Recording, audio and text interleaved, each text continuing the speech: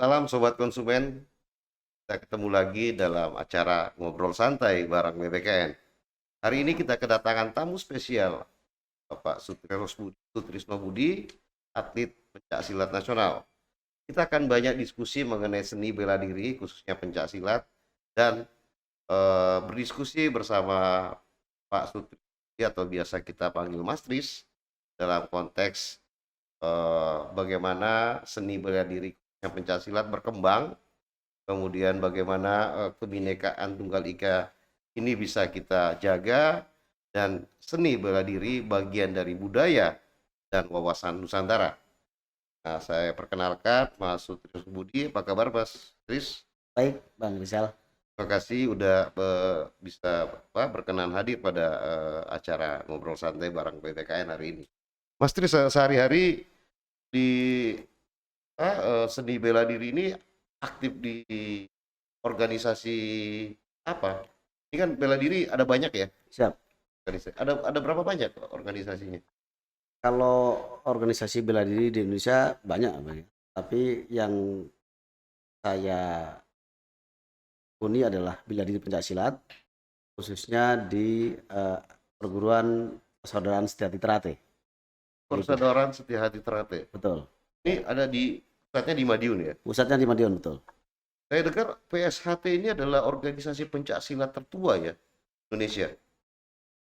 Insya Allah benar. Jadi persaudaraan Setiati Terate ini berdiri sejak tahun 1922. Jadi Jauh ini sebelum apa Budi jauh Utomo sebelum gitu ya. Budi Utomo, jauh sebelum kemerdekaan Republik Indonesia. Oh, Dan ini pada tahun 2022 ini 1 abad, 1 tahun, satu abad. betul, Ini peringatan 1 abad di tahun 2022. betul. Tepatnya di tanggal berapa Mas? Tanggal 2 September nanti. 2 September.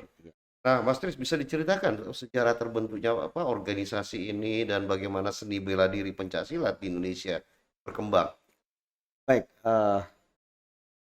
untuk perguruan persaudaraan Setiati Terate ini berdiri di Madiun tahun 1922, dimotori oleh eh, salah satu murid dari persaudaraan Setiati.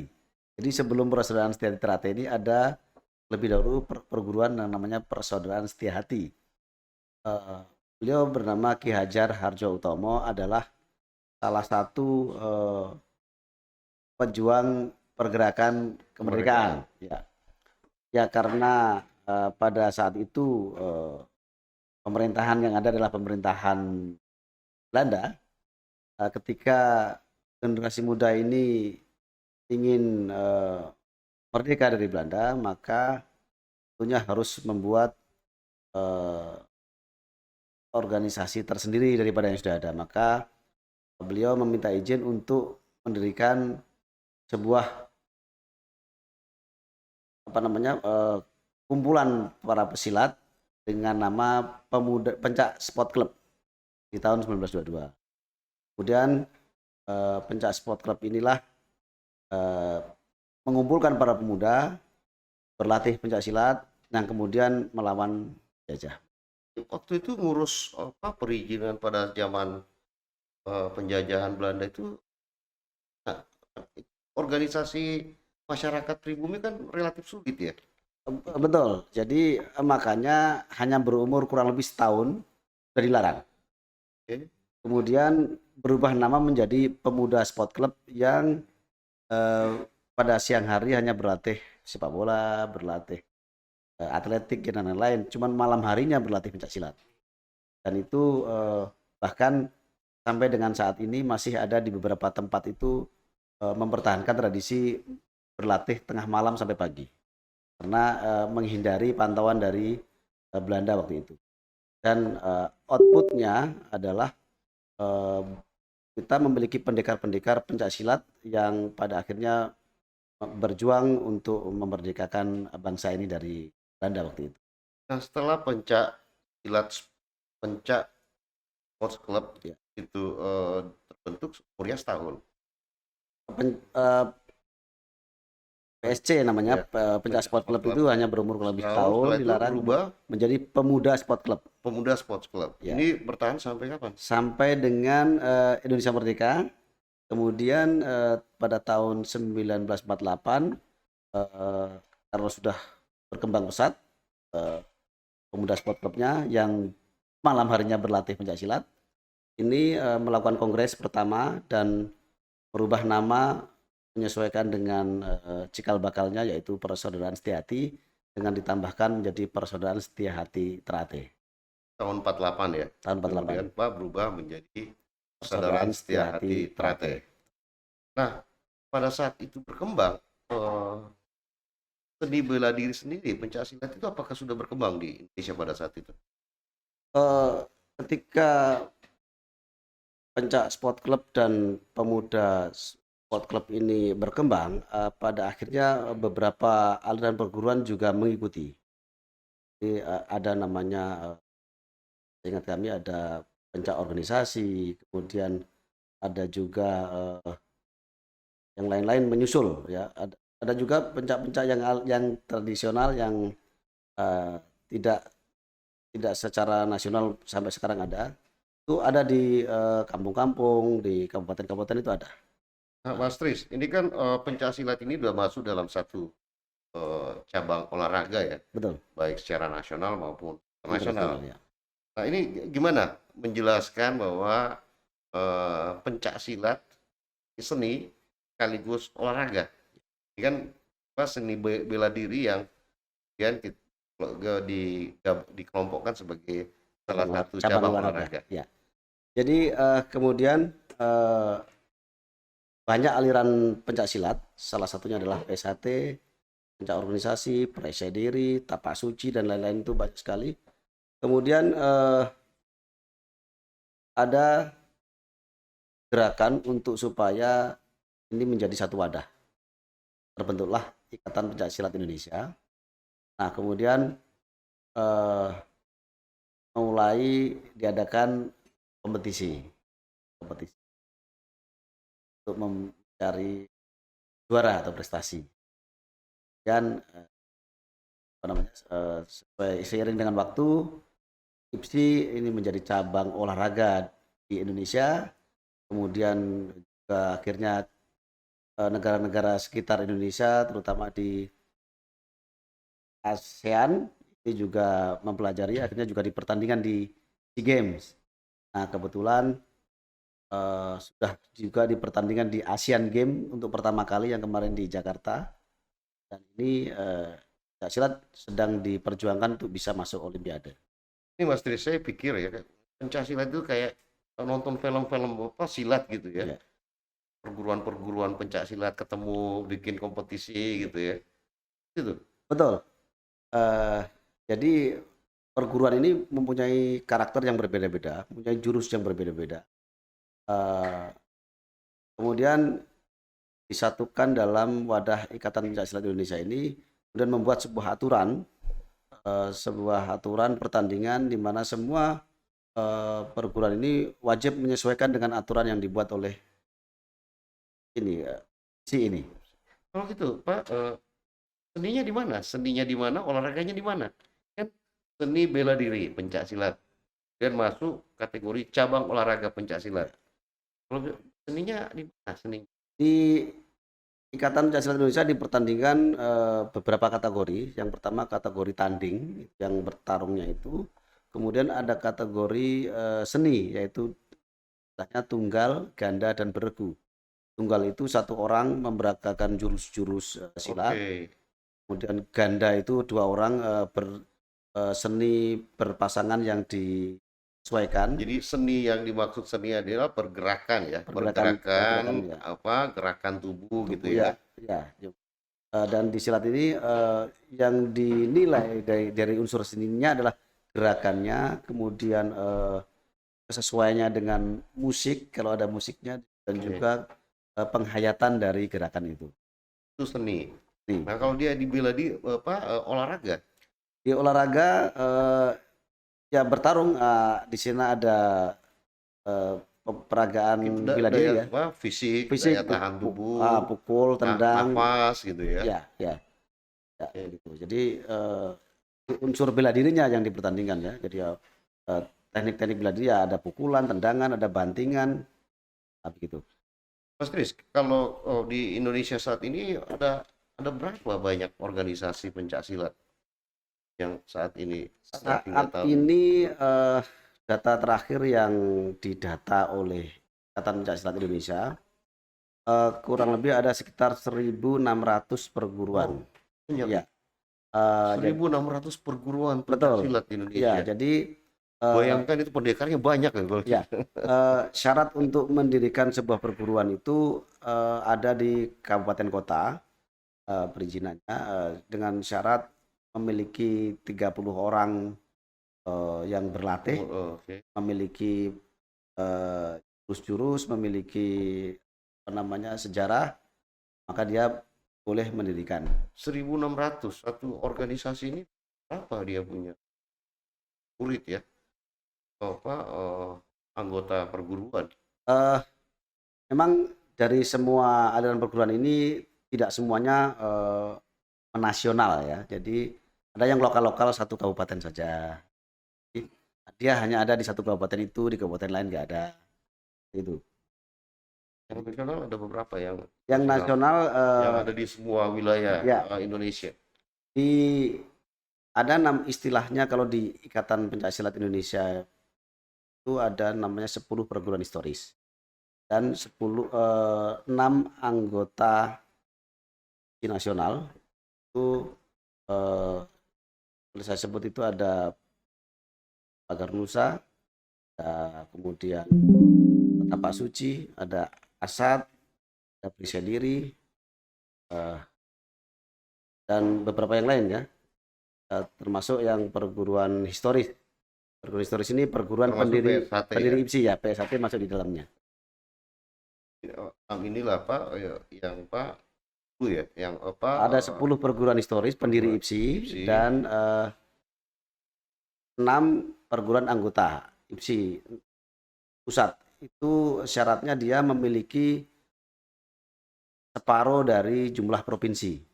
Oke. Dia ada di Jadi kalau jumlah provinsi kita 34 setidaknya dia 17 ya. ya separuhnya ada. Nah, itu menjadi semacam ya nasional, perguruan nasional. Ini 10 perguruan historis ini sering ketemu. Sering apa diskusi Ya, pembaruan ilmu enggak atau gimana? silaturahmi saja. Silaturahmi. Ya, Enggak jadi ada apa biasa apa kompetisi. tanding. Kan kalau di film-film silat kan kita biasa ngelihat Ya. ada event tanding apa untuk menguasai wilayah. Tapi dengan mekanisme yang fair ya tentunya. Kalau silat apalagi yang telah di manage oleh IPSI itu tujuan utamanya adalah untuk menjaga kerukunan antar aliran-aliran pencak Jadi yang penting rukun dulu dah. Dan barulah kita berkompetisi. Khusus untuk 10 perguruan historis ini diwadahi dalam forum paguyuban 10 perguruan historis. Kebetulan saat ini yang menjabat sebagai ketuanya adalah Pak Erbo, Pak PSHT. PSHT ya. PSHT. Pernah nggak kalau dia di nasional itu ada event-event lokal wilayah, misalnya provinsi Nusa Tenggara ada ada event pertandingan pencak silat khusus di wilayah itu dan nanti sampai ngerucut ke nasional ada seperti itu. Ya. Seperti cabang olahraga yang lain ada Platda, ada Platnas. Betul, gitu ya. ada. Jadi ada saja yang sebagai peserta itu kalau sudah tingkat provinsi itu sebagai pesertanya adalah IPSI kabupaten dan kota. Kemudian kalau kejuaraan itu tingkatnya nasional, itu pesertanya adalah IPSI provinsi. Ya kalau langsung nasional itu jumlahnya akan sangat besar. Tadi ada event di provinsi ada. Ada event di provinsi ada, IPSI di kabupaten dan kota ada, dan ini rutin sekali. Rutin. Nah, pasti terakhir ke depan seni bela diri pencaksilat ini mau kemana nantinya? Apakah nanti akan membuat sekolah yang sekarang kan rata-rata perguruannya informal ya, Betul. perguruan informal dibentuk di bawah yayasan, badan hukumnya yayasan, ngajak masyarakat yang berminat, kemudian apa pelatih sampai dari ada tingkatan, ada grade ya, 1, grade 2 sampai paripurna. Ini ke depan seperti apa pengelolaannya? Apakah nanti ada bentuk apa seperti di film-film itu ada perguruan khusus dan formal seperti sekolahan Ya, atau seperti apa? ya, ini memang sudah dicanangkan, hanya saja kapan pelaksanaannya saya belum mengetahui. Jadi sudah dicanangkan bahwa pencak silat ini akan menjadi materi wajib di sekolah dasar dan sekolah lanjutan SD, SMP, SMA. Jadi pencak silat akan menjadi materi yang wajib disampaikan di sekolah, sehingga kalau itu akan disampaikan sekolah-sekolah, maka tenaga pengajarnya juga harus disiapkan. Nah, ini akan menjadi PR dari perguruan-perguruan dan IPSI tentunya untuk membuat apa namanya kurikulumnya, untuk membuat tenaga pengajarnya. Harus diskusi koordinasi dengan apa Kementerian Pendidikan ya. Betul. Jadi itu. Nah, hanya saja untuk sampai dengan saat ini pencak silat ini kan memang lebih ke membentuk kepribadian anak-anak bangsa untuk memiliki mental dan fisik yang bagus, kemudian menguri-uri budaya bangsa, mempelajari pencak silat, Menguri-uri. menguri-uri atau menjaga. Menguri apa itu? Menguri-uri itu bahasa Jawa ya. Menjaga dan melestarikan budaya nenek moyang supaya nggak hilang. Nah, begitu. Supaya nggak hilang, jadi kita pakai setiap hari supaya itu nggak hilang. Oke, terakhir. Satu lagi yang terakhir Mas Tris. Awalnya pencak silat itu dari mana sih? Apa murni dari Indonesia, Melayu, atau dari belahan dunia sebelah sana? Ya, pencak silat murni ada dan dipergunakan di wilayah-wilayah yang saat ini sebagian besar menjadi bangsa Indonesia. Cikal bakalnya Cikal bakalnya ya. Bukan dari dari negara Melayu-Indonesia. Sebagian juga. Jadi Asia, bukan? Ya, jadi pencak silat ini kan zaman dulu berbagai macam daerah ini gayanya masing-masing. Hanya saja ada kesamaan ketika orang-orang Indonesia, orang bangsa Indonesia ini kan masuk Melayu ya. Melayu ini ada kesamaan fisik, badan, kebiasaan segala macam, sehingga bela dirinya juga mirip. Meskipun waktu itu belum dinamakan pencak silat, atau yang di Sumatera namanya silek, yang di Jawa namanya pencak, yang di tempat lain namanya silat segala macam, tetapi ada kemiripan. Kemiripannya adalah gerakan-gerakannya ini meniru mengambil dari binatang. Misalnya ada jurus monyet, ada jurus harimau, ada jurus Garuda. Itu. Jadi di zaman-zaman dulu sebelum saya lahir ya, ceritanya itu nenek moyang kita, orang-orang Indonesia dan Melayu ini bela dirinya itu meniru gerakan-gerakan binatang. Nah, dari jurus-jurus inilah kemudian suatu ketika diwadahi menjadi satu nama. Oke. Mas Tris, terima kasih sudah